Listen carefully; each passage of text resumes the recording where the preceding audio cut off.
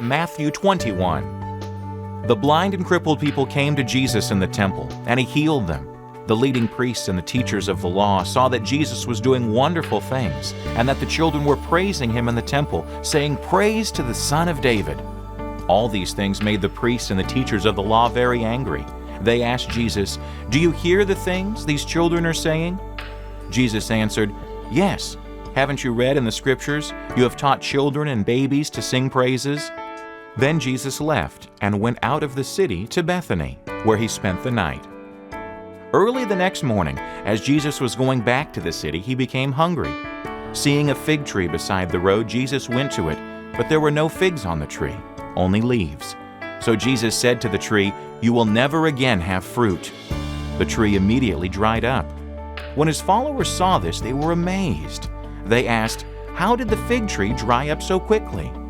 Jesus answered, "I tell you the truth. If you have faith and do not doubt, you will be able to do what I did to this tree and even more. You will be able to say to this mountain, 'Go, fall into the sea,' and if you have faith, it will happen." Consider this simple question.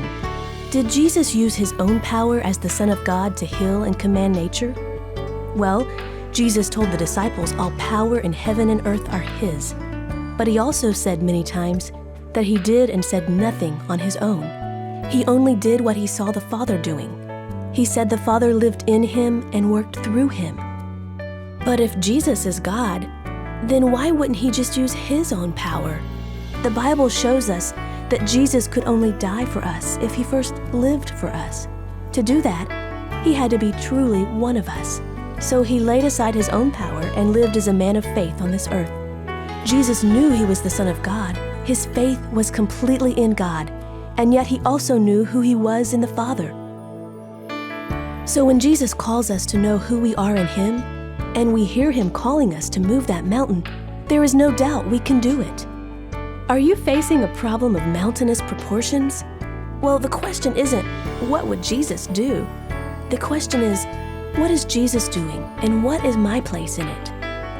Whether Jesus moves the mountain or not, your part is to follow him the way he followed the Father. Know him, trust him, and live and die for him. His power lives in you.